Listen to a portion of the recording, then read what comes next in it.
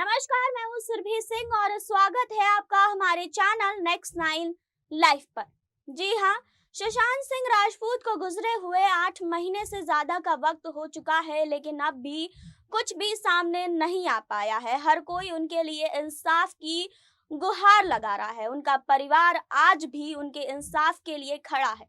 वहीं उनके सबसे करीबी ओपी सिंह, जो कि उनके बड़े जीजा हैं, आज हम उनके बारे में बात करने वाले हैं कि आखिर वो हैं कौन और सुशांत के वो कितने करीब हैं। जी हाँ, आपको बता दें कि फरीदाबाद में आईपीएस ऑफिसर हैं ओपी सिंह और सुशांत के सबसे करीबी बताए जाते हैं। जी हाँ, सुशांत को लेकर ओपी सिंह ने कई अनसुनी बातें बताई थी कि वो सुशांत सिंह राजपूत से कब मिले, कैसे उनकी उससे मुलाकात हुई। आपको बता दें कि सुशांत से उनके जीजा 1995 में मिले थे, जब उनकी शादी उनके बहन से होने वाली थी। तब उन्होंने सुशांत को देखा था। सुशांत महज 10 साल के थे। जी हाँ, उसके बाद इस शादी में काफी मजेदार अंदाज में नजर आए थे सुशांत सिंह राजपूत, जिसको लेकर ओपी सिंह ने बात भी की थी। जी हाँ, उन्होंने कहा था कि सुशांत की मां के निधन के बाद सुशांत काफी ज्यादा टूट गए थे, बिखर गए थे। 1999 में सुशांत ओपी सिंह के घर रहने लगे, वहीं पर अपनी पढ़ाई लिखाई करने लगे। जी हाँ, आज इस रिपोर्ट में हम बताएंगे सुशांत की कुछ अनसुनी बातें जो ओपी सिंह ने खुद बयां की है, लेकिन यहाँ नहीं, आगे इस रिपोर्ट में।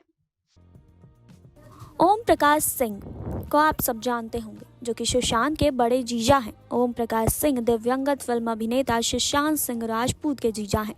फिल्म आयुक्त का पद संभालते ही सिंह एक्शन में आ गए। फरीदाबाद क्राइम ब्रांच के अधिकारी के साथ ही मीटिंग की और जेल में अपराध पर काबू पाने के लिए दिशा निर्देश दिए। ओम प्रकाश सिंह ने पहले ही दिन पुलिस अधिकारियों से कहा कि फरीदाबाद में नहीं दिखने चाहिए एक भी अपराधी।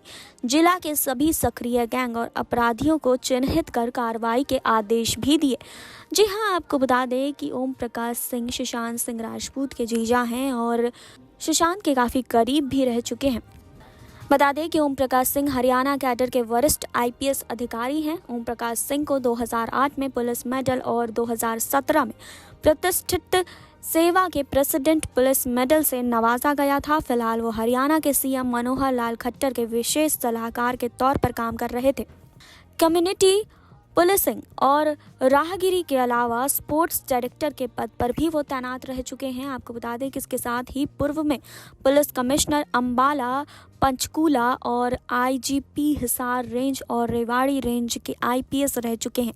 आपको बता दें कि ओम प्रकाश सिंह 1993 में फरीदाबाद के बतौर एसपी रह चुके हैं। ओम प्रकाश सिंह फिल्म अभिनेता सुशांत सिंह राजपूत के बड़े जीजा हैं और सुशांत सिंह राजपूत अपनी मां के निधन के बाद ओम प्रकाश सिंह के यहाँ रहकर ही पढ़ाई लिखाई किया करते थे। जी हाँ, सुशांत सिंह राजपूत के गुजर जाने के बाद उनके जीजा को एक बहुत बड़ा सदमा लगा था, क्योंकि वो सुशांत सिंह के काफ़ी करीब रहे थे। पिता, बहन और जीजा सभी सुशांत के साथ बिताए हुए पलों को याद भी करते हैं। जी हाँ, इसी कड़ी में सुशांत के जीजा ओपी सिंह ने उनके साथ बिताए पुराने पलों को याद करते हुए उनके बारे में कुछ ऐसी बातें बताई हैं जिन्हें इससे पहले शायद ही कोई जानता होगा। जी हाँ, सुशांत के जीजा ओपी सिंह 1993 बैच के आईपीएस अफसर हैं और फिलहाल वो फरीदाबाद के कमिश्नर पुलिस के पद पर कार्यरत हैं। जी हाँ, आपको बता दें कि एक रिपोर्ट में कहा गया है कि ओपी सिंह ने साल 1995 में 10 साल की उम्र में सुशांत सिंह राजपूत को अपनी शादी में देखा था। इस पर ओपी सिंह ने कहा कि अपनी शादी के मौके पर सुशांत से पहली मुलाकात 24 मई 1995 को हुई थी। डार्क सेट्स गोगल पहने हुए, गले में रुमाल डाले हुए वो तू चीज़ बड़ी है मस्त मस्त गाने पर मंच पर ज़बरदस्त परफॉर्मेंस दे रहे थे। तब वो महज 10 साल के थे। मैंने नोटिस किया कि सुशांत के अंदर एक छिपा हुआ कलाकार था। फैमिली गेट टुगेदर में वो सबका मनोरंजन करके वाहवाही लूट लेते थे। सुशांत को उर्दू के दोहे काफ़ी पसंद थे। जी हाँ, आगे उन्होंने बताया कि सुशांत ए ग्रेड और तेज तरार दिमाग वाले छात्र थे। वो पहली बार मेरे घर 1999 में आए थे। सफ़र के दौरान उनके साथ एक पुलिस कमांडो भी था, जो कि ट्रेन यात्रा के दौरान सुशांत की सुरक्षा में तैनात था, लेकिन दोनों बीच सफ़र में सो गए थे, जिसके बाद चोर ने उनके जूतों और सामान पर हाथ साफ कर दिया था। इसके बाद वो मेरे घर नंगे पैर और खाली हाथ एक मुस्कुराते हुए चेहरे के साथ पहुंचे थे। सुशांत के जीजा ने बताया कि उन्हें कारें काफ़ी पसंद है। जी हाँ, एक दिन सुबह वो मेरी कार चुपचाप गैरेज से लेके चले गए। मुझे इस बारे में पता चला जब किसी ने मुझे बताया कि उनकी कार गोल चक्कर के पास टकरा गई है। मैंने अपने बड़े से सरकारी बंगले के आगे पीछे चलता हुआ उन्हें इस घटना पर डांटने की तैयारी कर रहा था। वो एक बार फिर अपने चेहरे पर बड़ी मुस्कुराहट लिए पैदल घर पहुंचे। हमारी नज़रें मिली और फिर मेरा दिल पिघल गया। उनकी चेहरे की मासूमियत देखते हुए मुझे डांटने का मन ही नहीं किया। उस उम्र में सुशांत एक आम लड़के की तरह एक अच्छे इंजीनियरिंग कॉलेज में एडमिशन लेना चाहते थे, लेकिन वो अन्य लोगों की तरह नहीं थे। वो अपनी जेब में एक चार्ट रखते थे। वो चार्ट सुशांत को ऊंचाइयों तक ले जाने का रोड मैप था।